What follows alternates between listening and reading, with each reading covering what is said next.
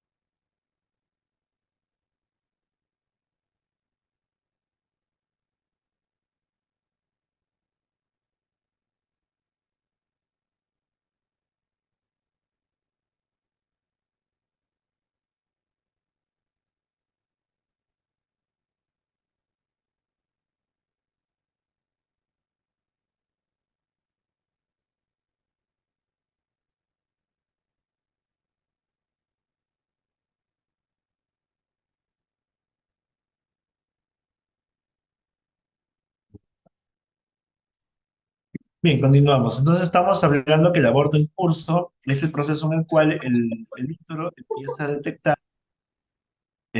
a detectar las pérdidas tempranas y se van a dividir en dos, ¿no? Inminente e inevitable.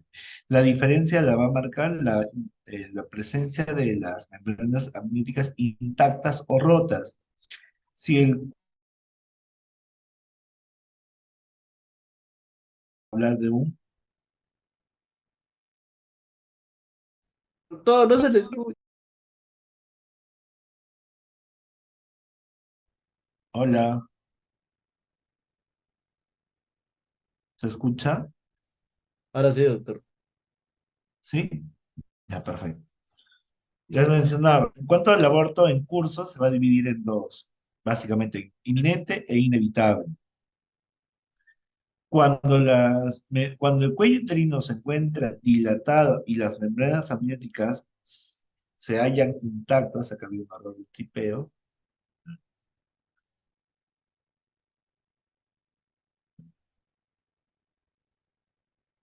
intactas,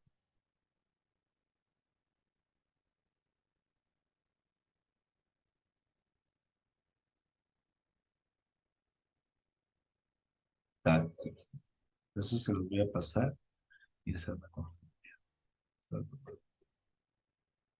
Muy bien. Entonces, cuando las membranas se encuentran intactas, se va a tratar de un aborto inminente. Cuando las membranas ya están rotas, hablaremos de un inevitable. Su manejo sí o sí va a requerir hospitalización y dependiendo del protocolo hospitalario se puede iniciar o no una evacuación uterina. Generalmente en esos casos si ya no hay presencia de latidos cardíacos, podemos empezar la maduración cervical con el Doctor, disculpe, misoprostol. no se ven las PPTs. A ver,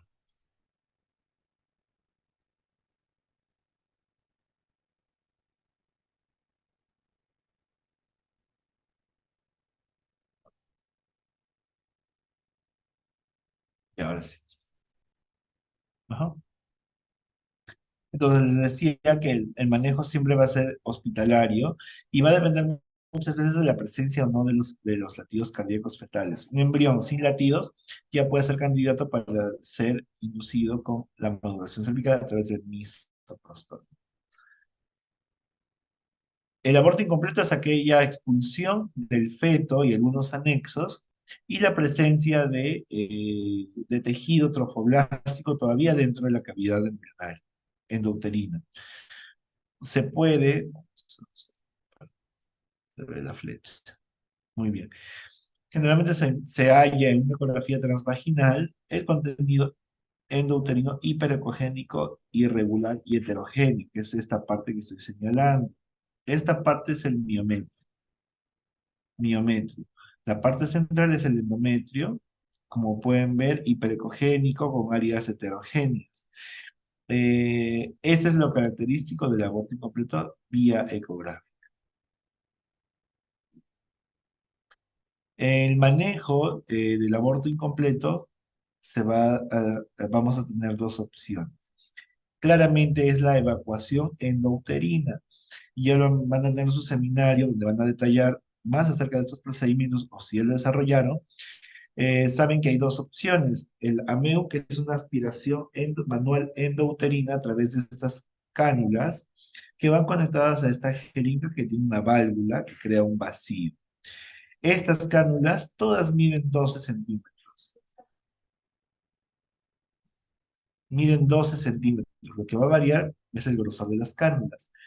Por eso es que los pacientes que se les realiza MEO van a ser aquellas pacientes que tienen por lo menos 12 semanas o que el útero mida menos de 12 centímetros. ¿Por qué? Porque va a depender del tamaño de las cánulas. Si mide más de 12 centímetros, podemos tener una evacuación incompleta o insuficiente, ¿no? Para aquellos embarazos que han tenido más de 12 semanas o el útero mida más de 12 centímetros, tenemos la otra opción, que es el degrado uterino, a través de estas curetas fenestradas, llamadas legras, por de ahí el nombre legrado. Vamos a hacer un raspado de toda la cavidad para producir la evacuación endouterina. Entonces, las indicaciones son claras y sencillas, ¿no? ¿Qué pacientes van para MEU? Aquellos pacientes que tienen menos de 12 semanas de embarazo, de gestación, menos de 12 centímetros para el tamaño uterino, y que la paciente se encuentre hemodinámicamente estable. Todo lo que se salga de esa regla va para el grado uterino. Tenemos como alternativa también el misoprostol, que se puede utilizar como 800 microdosis, microgramos, vía vaginal o sublingual. Se puede repetir la dosis hasta 3 dosis, ¿no? Se puede ir repitiendo. Este, por ejemplo, es un video que ya van a ver en seminario, más o menos cómo se realiza la MEM, ¿no?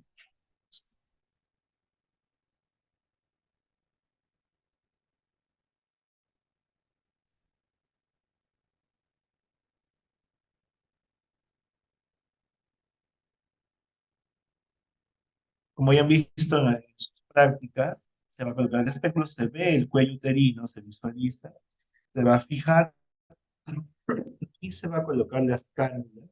Ahí están colocando la anestesia paracervical.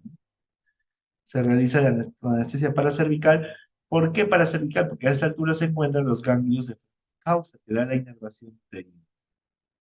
Acá se trata de un útero retroverso flexo y lo que hacemos es horizontalizar con una pinza posta.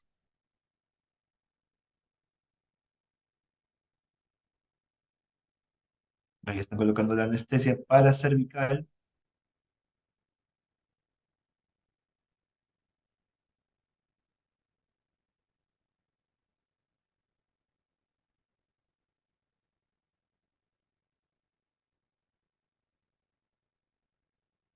Nunca inyectar a las 3 y a las 9. ¿Por qué creen que nunca deberíamos inyectar a las 3 y a las 9? Porque a esa altura da su origen, va a pasar a 2 centímetros, va a pasar las arterias uterinas, ¿no? En radio 3 y radio 9. Nunca debemos, ahí están colocando las cánulas,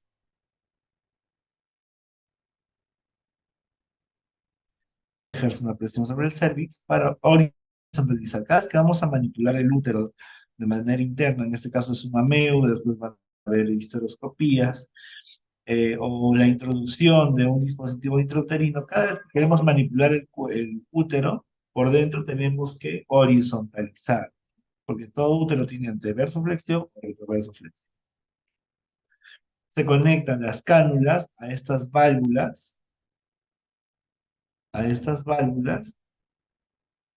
que crean el vacío en las jeringas y empieza el proceso de aspiración.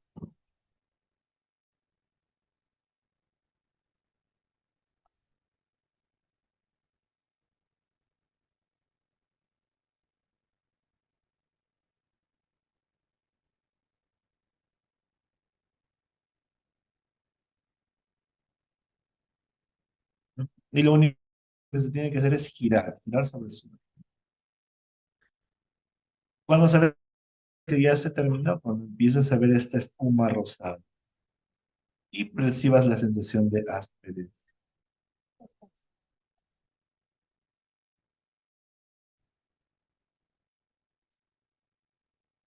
Bien, el crema.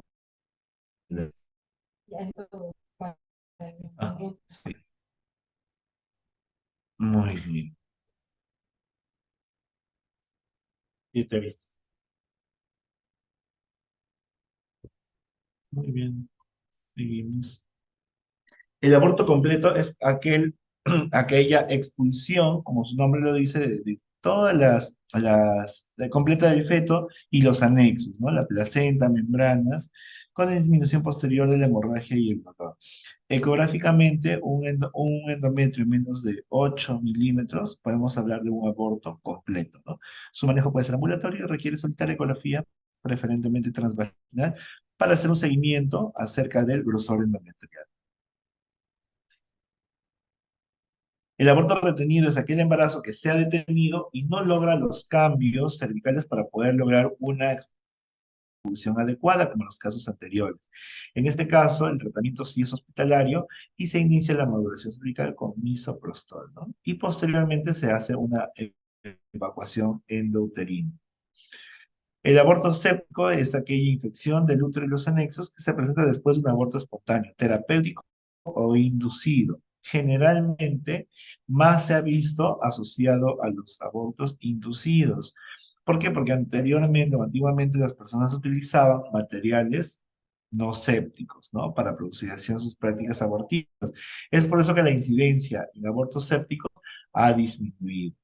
En cuanto a la microbiología, es polimicrobiana, tiene una serie de agentes, ¿no? A predominio de las anaerobias, las bacterias anaeróbicas también se encuentran gran positivos, gran negativos, ¿no? Es una infección polimicrobiana. ¿Y por qué es importante saber eso? ¿Por qué? Porque el diagnóstico, una vez hecho el diagnóstico, tenemos que instaurar el tratamiento de manera oportuna, dar soporte general y la cobertura antibiótica para la cobertura de todos estos gérmenes. Luego de controlada la infección, luego de las 48 horas de iniciar el tratamiento, podemos realizar una evacuación endouterina. En algunos casos, cuando la evolución es más agresiva y progresiva, podemos culminar en una salpingectomía, histerectomía o una culdotomía. La segunda causa de hemorragias de primera mitad, como les mencionaba al inicio, se trata acerca del embarazo ectópico, la presencia, la anidación fuera del útero. Existen factores de riesgo. Existen factores de riesgo como una enfermedad inflamatoria pélvica, el uso de dispositivo intrauterino, edad maternas avanzadas, cirugías previas, abortos, historia de abortos incompletos, incluso las técnicas de reproducción asistida. Van a escuchar todos estos factores en aquellas pacientes que vienen a la emergencia por un embarazo ectópico, porque esos diagnósticos se hacen en emergencia. Sin embargo, el principal factor de riesgo, y eso es pregunta de examen, el principal factor de riesgo es el antecedente de haber tenido un embarazo ectópico previamente. Más de dos, mayor es el riesgo, ¿no? Porque lo más frecuente es que escuchemos que, ay, la paciente ha tenido una EPI, tiene un DIU, es mayor, ¿no? Es una paciente que viene por reproducción asistida, pero en la teoría lo más frecuente, el principal factor de riesgo, viene a ser el antecedente. La localización más frecuente es la trompa. La trompa tiene partes, ¿no? La parte intersticial, la parte ítmica, la parte de la ampolla, la parte de las fímbrias. La localización más frecuente es a nivel abdominal. Sin embargo, no se exceptúa de que pueda presentarse en el ovario, en el cervix o en la cavidad abdominal. Esta es la representación del Williams, donde nos divide, ¿no? Y es muy fácil. Todas las ubicaciones de la trompa representan el 95% de los casos a nivel tubárico. El 5% se va a dividir entre las otras presentaciones. Por ejemplo, el ovario, 3% a nivel del ovario. Cervical, menos del 1%. Cicatriz de cesárea, menos del 1%. En el ligamento y la parte abdominal, 1%, ¿no? De ese 95%, el 70% van a ser ubicados a nivel de la polla de la trompa uterina, ¿no? La zona ampular. Eso también es pregunta de examen siempre, ¿no? ¿Cuál es la ubicación más frecuente del embarazo ectópico?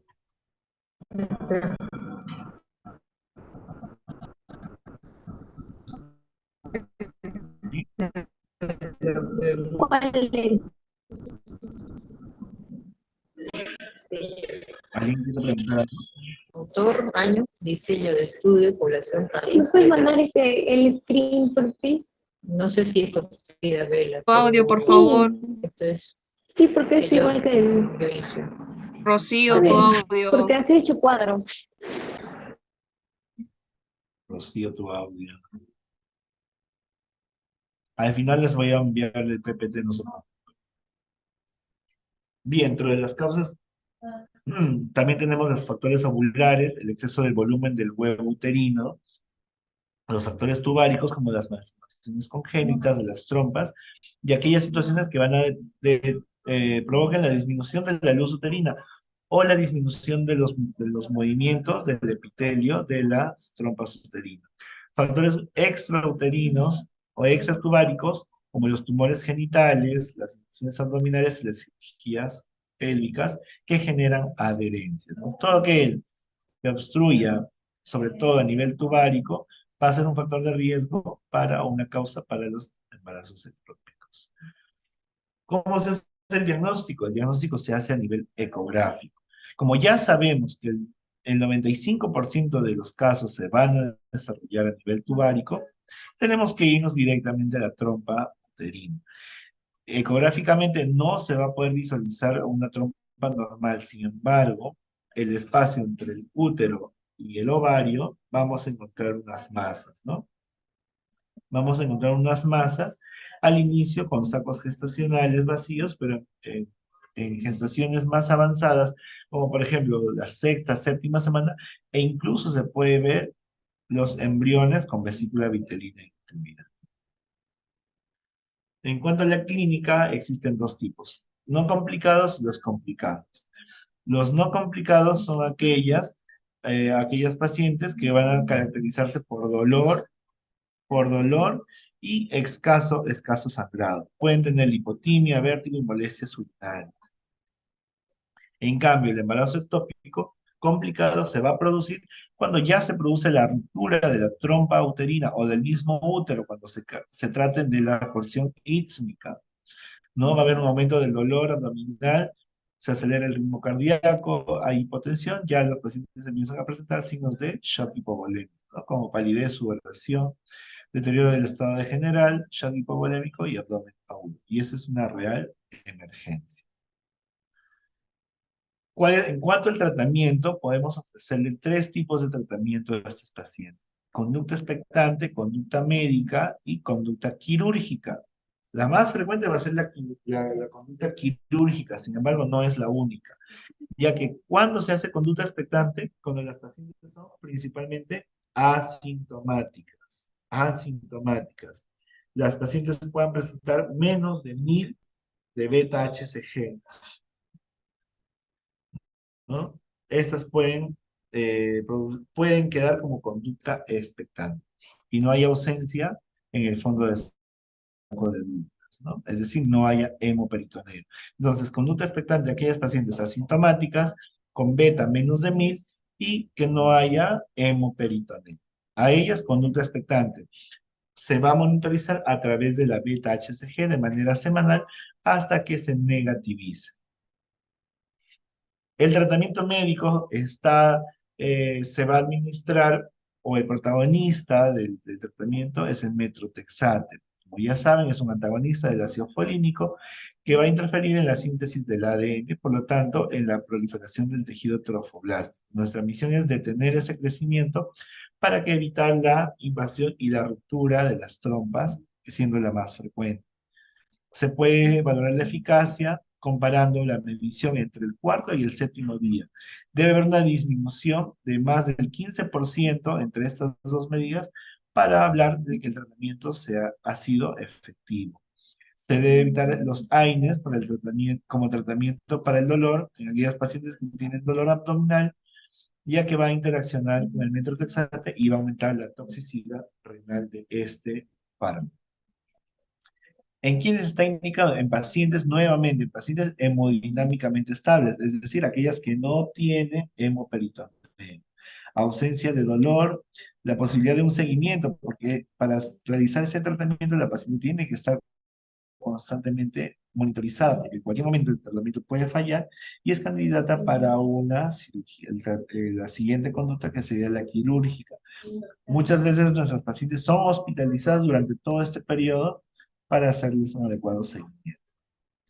Tiene que tener una función hepática y renal conservada, ya que el metrotexate es nefrotóxico y hepatotóxico. No debe haber actividad cardíaca en el saco, y esto es una de las preguntas de examen, ¿no?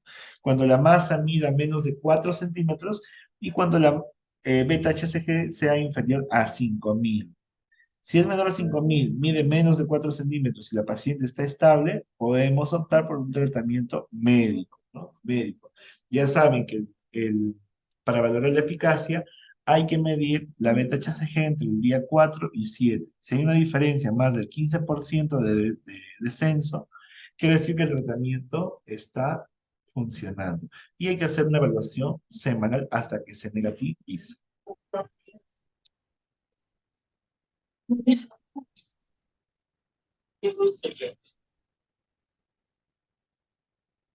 ¿Alguien tiene alguna pregunta?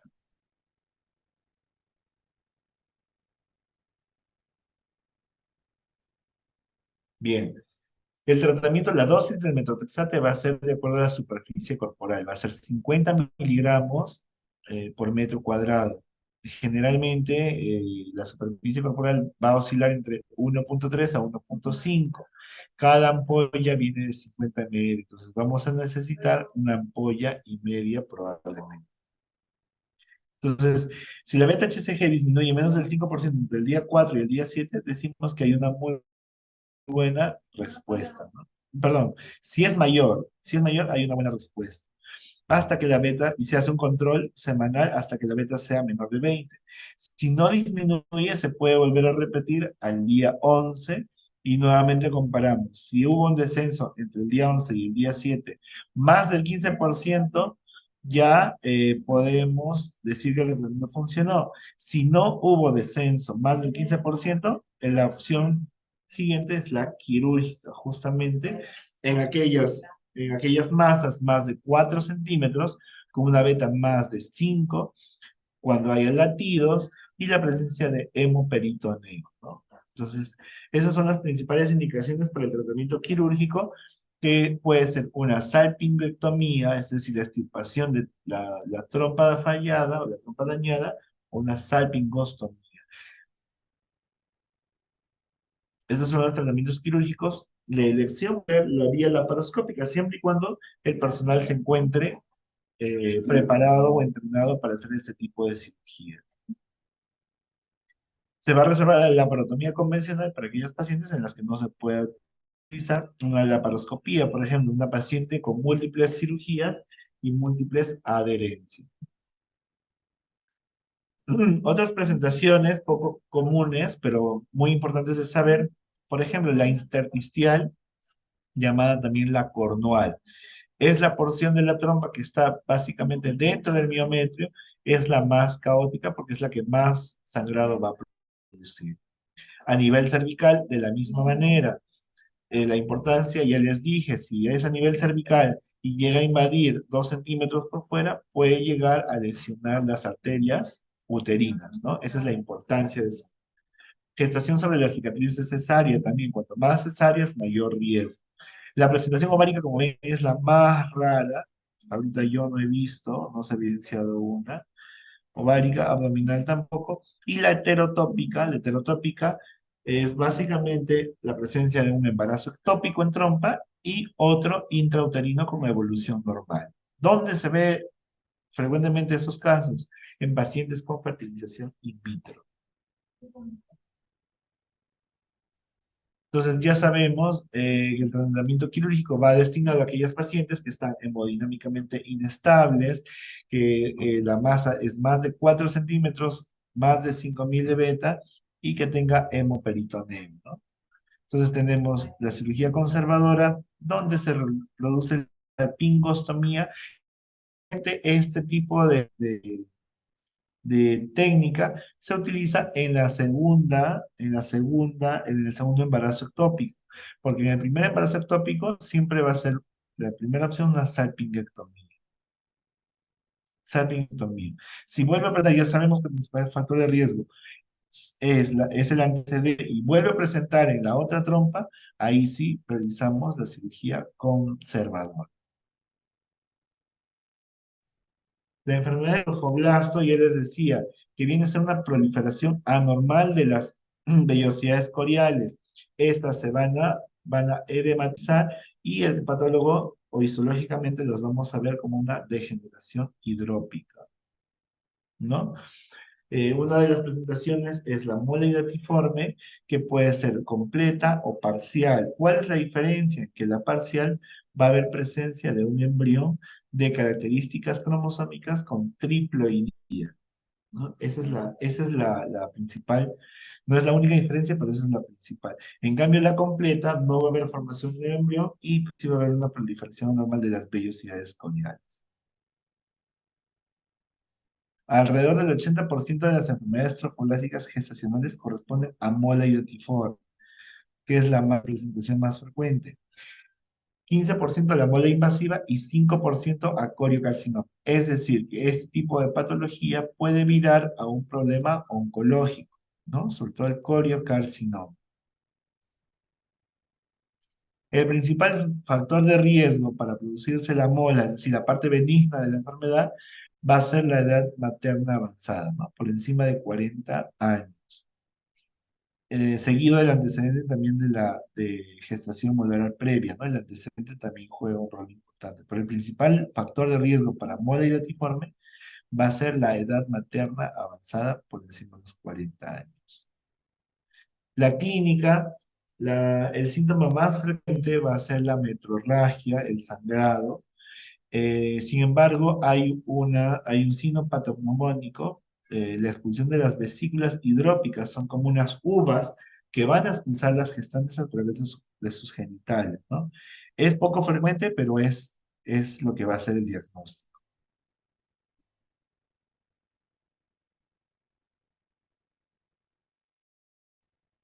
Esa es la anatomía de una placenta con mola hidatiforme, ¿no? Tiene la apariencia de la hidatidosis, la presencia de vesículas por la edematización de las vellosidades coriales.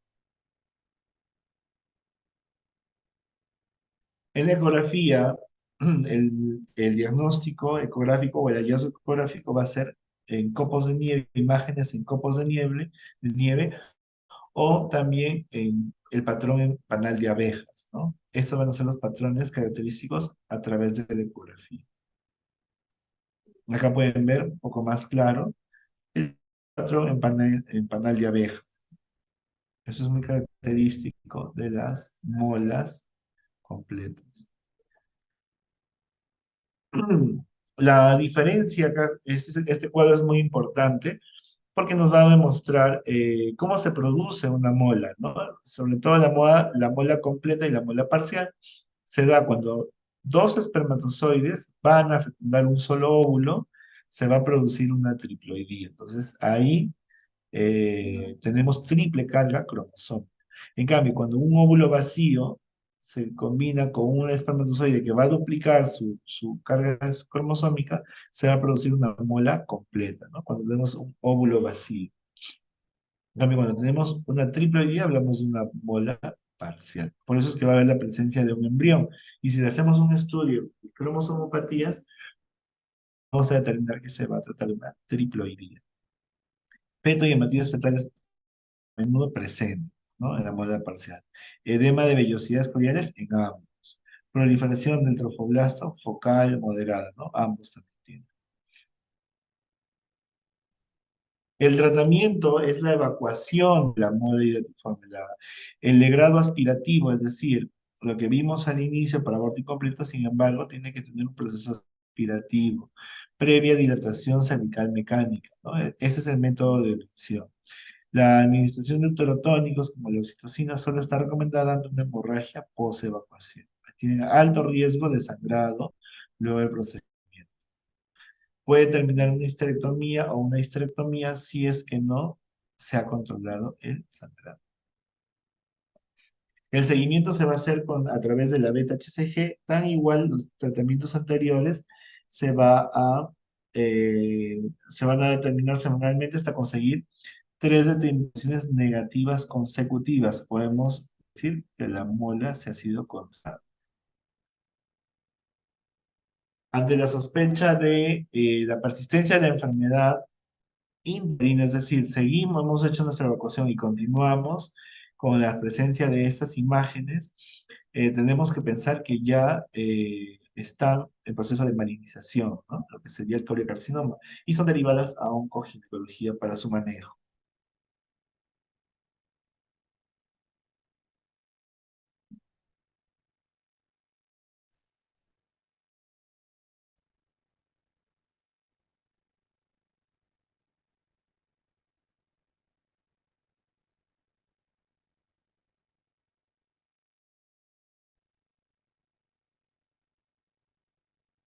Bien, ¿tienen alguna pregunta?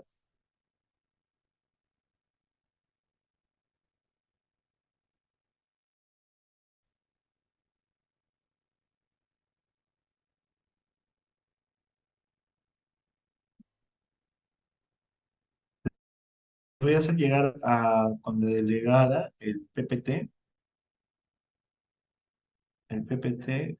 con el PowerPoint, y a cualquier pregunta me hacen llegar a través de la delegada.